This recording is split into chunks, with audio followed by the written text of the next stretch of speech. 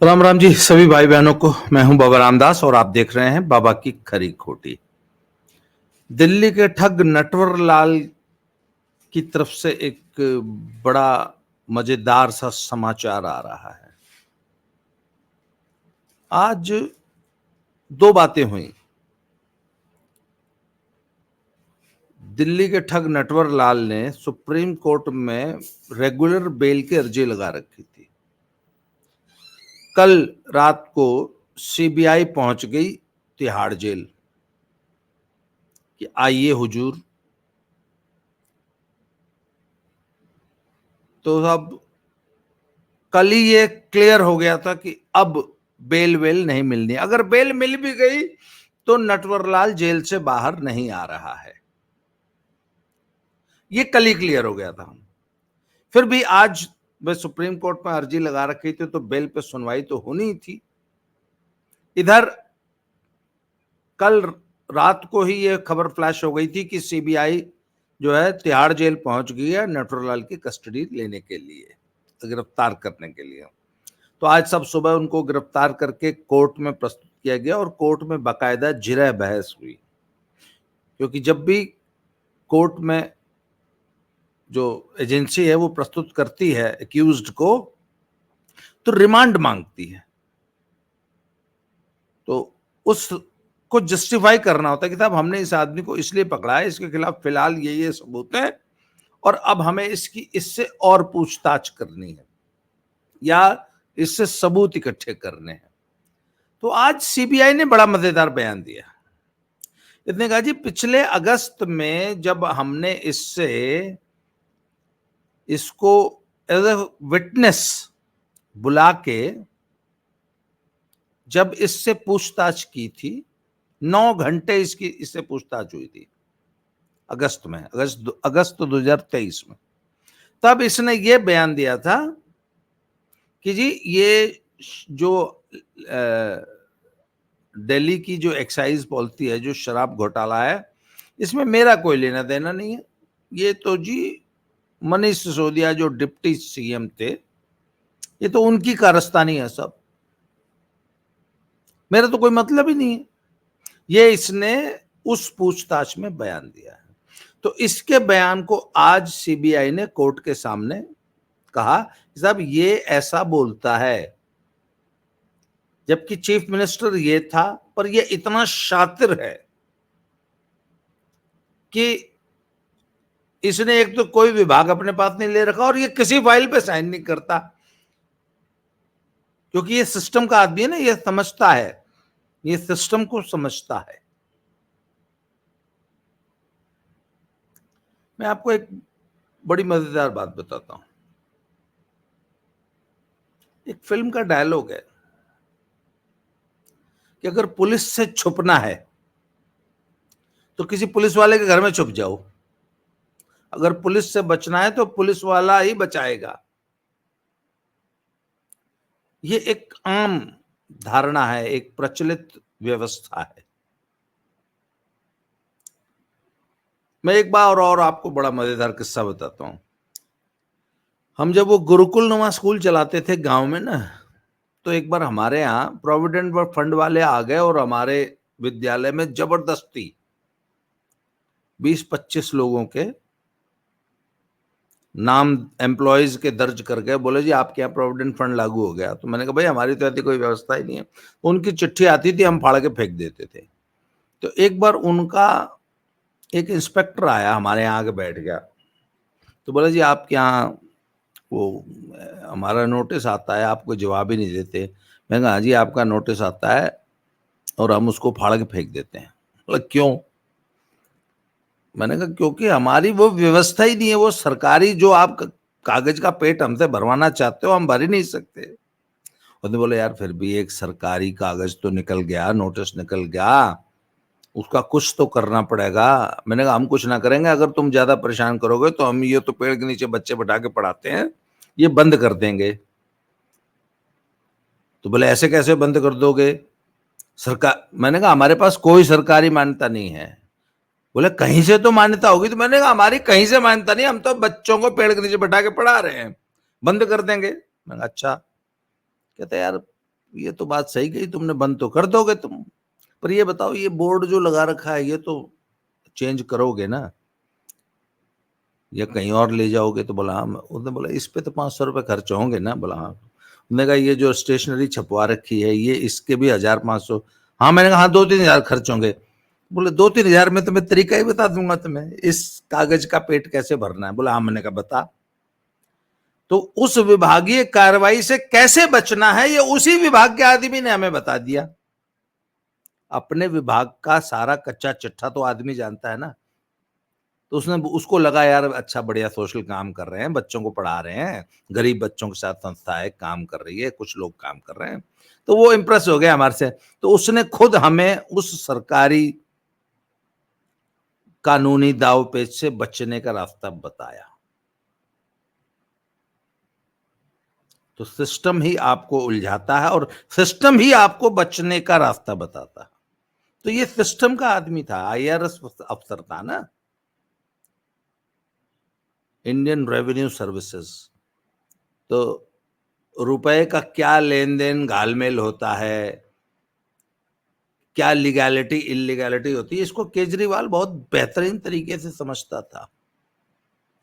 इसलिए उसने भरसक ऐसा काम किया कि कहीं खुद ना फंसे, सारी आम आदमी पार्टी फंस जाओ, मैं बच जाना चाहिए। इसलिए उसने सबसे पहले काम क्या किया, खुद कोई विभाग नहीं लिया और किसी फाइल पे साइन नहीं करता था। पर इसके बावजूद वो जो जो शब्द है ना कि कानून के हाथ बहुत लंबे होते हैं, वाकई बहुत लंबे होते हैं। ईडी और सीबीआई ने कहीं ना कहीं से उलझा लिया, लपेट लिया, फंसा लिया।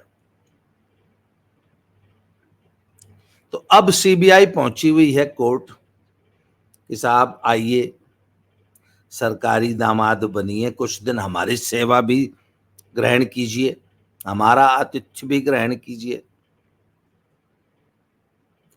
तो आज 3 दिन का रिमांड दे दिया है कोर्ट ने। और केजरीवाल जी इस समय आज 26 जून को शाम को 7:38 पे, जबकि मैं ये वीडियो बना रहा हूं, केजरीवाल जी इस वक्त सीबीआई की कस्टडी में है। और अभी 3 दिन की रिमांड मिली है ना, अभी 3 दिन, अभी एक रिमांड और मिलेगी, हो सकता है 2 और मिल जाएं।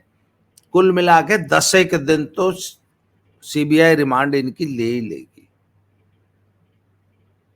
और इनसे एक एक कच्चा चिट्ठा इनका खोलेगी, इनसे सारे राज उगलवाएगी।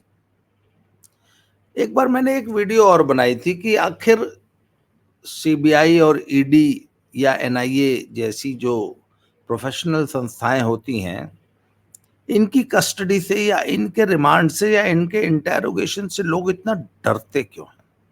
जी हाँ, इनके जो सीबीआई वगैरह की जो रिमांड होती है ना, या इनकी जो इंटेरोगेशन की जो टेक्निक्स होती है ना, इससे बड़े बड़े अपराधी, बड़े बड़े शातिर अपराधी थर थर कांपते हैं। क्योंकि आप इनसे झूठ नहीं बोल सकते या इनके साथ नॉन कोऑपरेशन नहीं कर सकते,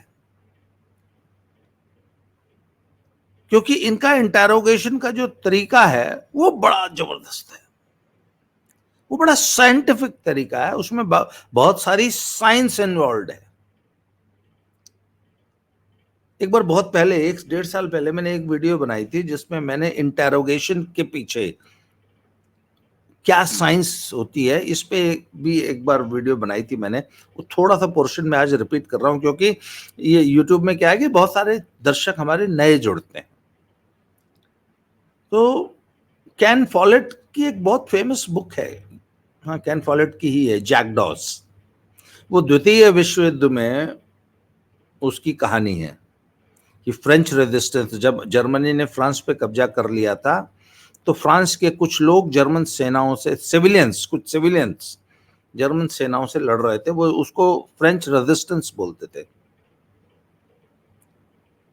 तो फ्रेंच रेजिस्टेंस के कुछ लोग जो है वो, उनको जर्मनी ने पकड़ लिया था। तो जर्मन आर्मी का एक मेजर है, he is an expert in interrogation. तो वो कैसे कैसे थर्ड डिग्री टॉर्चर, क्योंकि वो तो सेकेंड वर्ल्ड वॉर में तो बहुत ज्यादा ह्यूमन राइट्स की तो कोई चिंता करने नहीं थी, तो कैसे भी वो तो बहुत बुरी तरह मतलब ब्रूटल टॉर्चर करके भी रात उगलवाते थे। पर उसमें उस बुक में जो इंटेरोगेशन की साइंस है, साइकोलॉजी है, कि जिसको हम इंटेरोगेट कर रहे हैं उसको साइकोलॉजिकली कैसे तोड़ा जाता है, थकाया जाता है, फिजिकली थका दिया जाता है। तो मैं ये बता रहा हूं कि आज की तारीख में अब सुबह से दोपहर को लेके आ गई थी सीबीआई, 5-6 घंटे की इंटेरोगेशन हो चुकी है।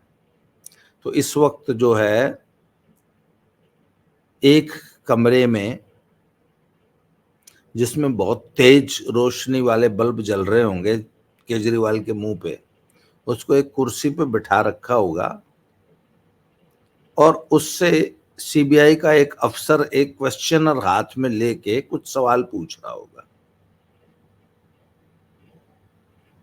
तो वो 3-4 घंटे पूछताछ करेगा। फिर मान लीजिए उन्होंने 25, 30, 40 सवाल पूछे, केजरीवाल ने जवाब दे दिए, वो उन सारे जवाबों को लिखता जाएगा, रिकॉर्ड, पूरी टीम होती है उसकी। फिर 4 घंटा पूछताछ करके वो चला जाएगा। 4 घंटे बाद नई टीम आ जाएगी। अब वो जो अफसर आया है, अब वो जो टीम आई, वो तो फ्रेश आई है। केजरीवाल जी 4 घंटे से कुर्सी पे बैठे हैं, सारा दिन कोर्ट में पहले धक्के खाए हैं और 4 घंटे से कुर्सी पे बैठ के उनकी बातों का जवाब दे रहे हैं, फिजिकली थक चुके हैं। फिर वो नई टीम आ गई, नया अफसर आ गया, उसने वही 20-25 क्वेश्चन फिर दोहरा देंगे। तो बोलेगा यार अभी तो पूछ के गया, फिर तुम साले वही सवाल दोबारा पूछ रहे हो। बोलो कोई नहीं, फिर से बता दो।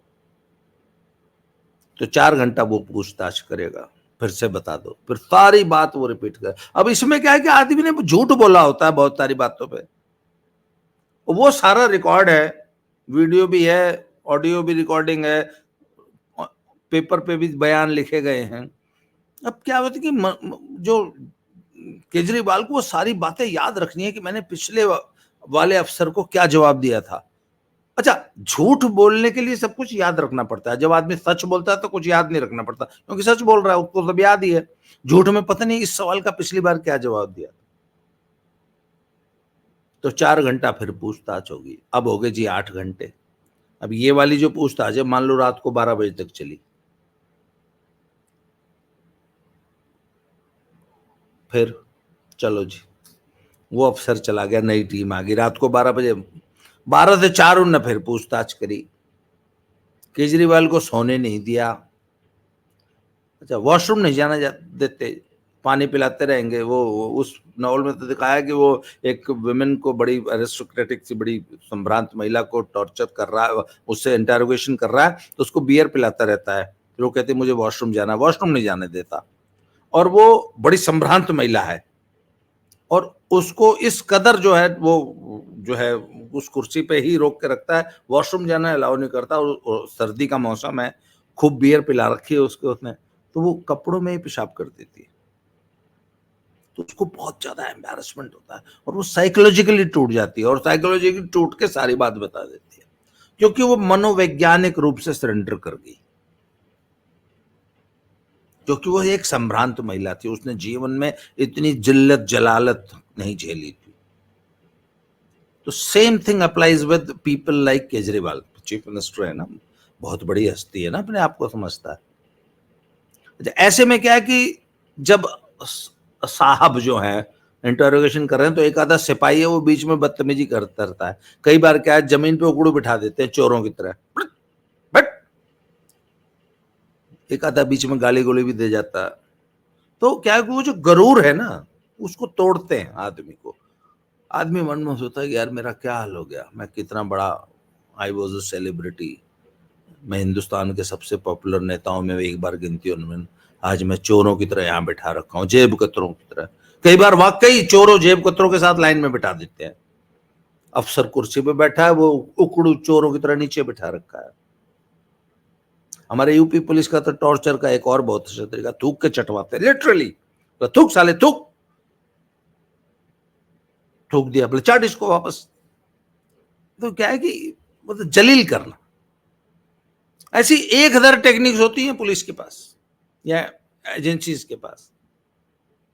अच्छा, रात को 12 बजे से 4 बजे तक फिर तब सोने नहीं दिया, तेज लाइट आंखों में चुभ रही, आंखें थक गई हैं बुरी तरह, दिमाग घूम रहा है, भन्ना रहा है, तो आप कितना भी कंसील करो, शरीर जब जवाब दे जाता है ना तो आदमी सरेंडर कर देता है। अच्छा भैया जो पूछना है पूछ लो। मानसिक रूप से और शारीरिक रूप से इतना तोड़ देते हैं, मॉरली एकदम डेड कर देते हैं आदमी को, इतने सवाल पूछ लेते हैं। 1990 के दशक में जब पंजाब में जब ये आतंकवाद का खात्मा केपीएस गिल ने किया था, तो एक एसपी रैंक के ऑफिसर के ऊपर फर्जी एनकाउंटर के आरोप लगे थे। तो उन्होंने अंत में तंग आके जो है वो राजपुरे में ट्रेन के आगे आके ट्रेन के आगे कूद गए थे। उनका छोटा brother, he was a sports person, वो हमारे साथ था, उसने मुझे ये कहानी बताई थी कि बेशक my brother was an SP in Punjab police, पर बहुत बुरा हाल किया था सरकारों ने, और मेरे ब्रदर को जो सिपाही और हवलदार होते हैं ना वो जलील किया करते थे। इस मैंने कहा आपके ब्रदर ने इतना एक्सट्रीम स्टेप क्यों उठा लिया? कहता उनसे वो जलालत बर्दाश्त नहीं। एक एसपी रैंक का अफसर, उसको सिपाही और हवलदार रैंक के अफसर जो है बदतमीजी कर रहे हो, उससे तू तड़ाक कर रहे हो, उसको इंटरोगेशन के दौरान माँ बहन की गालियां दे रहे हो। कहते लिटरली वो सड़े हुए हवालातों में जहाँ पेशाब की बदबू आती है और सड़ा हुआ एक कंबल डाल देते हैं और वहां चोर जेब कतरे आपके बगल में सो रहे हो, उस हवालात में बंद कर देंगे। तो जो आदमी एसएसपी एसपी रैंक, जिला का राजा होता है एसपी, उस जमाने में एसएसपी की पोस्टिंग नहीं होती थी, एसपी की पोस्टिंग होती थी जिले में। तो जिले का एसपी मतलब राजा। उस आदमी को अगर आप इस कदर अगर साइकोलॉजिकली तोड़ेंगे तो क्या हाल होगा उसका? तो ये एजेंसीज इस तरीके से डीमोरलाइज करके पूछताछ करके सारे राज उगलवाते हैं। इसलिए बड़े बड़े शातिर लोग भी ईडी, सीबीआई, एनआईए जैसी एजेंसीज की इंटेरोगेशन से डरते हैं, थर थर कांपते हैं। तो आज केजरीवाल जी का इंटेरोगेशन का पहला दिन है, 2 दिन तो अभी इसी में बाकी हैं, फिर 3 दिन की जब इनकी म्याद खत्म हो जाएगी तो शायद परसों या नरसों, मतलब 3 दिन बाद इनको कोर्ट में फिर प्रस्तुत करेंगे और इस रिमांड का एक्सटेंशन और मांगेंगे, तो कोर्ट 2-3 दिन और दे देगी और 6-7 दिनों में तो आदमी कैसा भी हो टूट ही जाता है। और केजरीवाल जो ये समझता था ना कि वही सबसे बड़ा शातिर है, वो उसकी सारी होशियारी एजेंसीज के सामने आप नहीं देख सकते। और वो भी सीबीआई जैसी एजेंसी, सीबीआई को तो अगर फ्री हैंड मिल जाए ना, सीबीआई जैसी एजेंसीज में हिंदुस्तान के टॉप के ऑफिसर्स, टॉप के ब्रेन्स होते हैं, वो तो पॉलिटिकल इंटरफेरेंस इस एजेंसी को मार देता है। अगर पॉलिटिकली हरी झंडी हो ना कि सच निकाल के लाओ अंदर से, तो कितना ही गहरा दबा हुआ हो वो निकाल लाते हैं। तो साहब दिस इज द स्टोरी। आज की तारीख में केजरीवाल जी को सरकारी दामाद बना के उनकी सेवा हो रही है। तो देखते हैं साहब 3 दिन में क्या निकल के आता है। और केजरीवाल जी की चर्चा हम ऐसे ही करते रहेंगे, केजरीवाल जी पे लेटेस्ट अपडेट देते रहेंगे। आज के लिए इतना ही इस वीडियो में, अगली वीडियो में फिर से मिलते हैं ji. Thank you very much.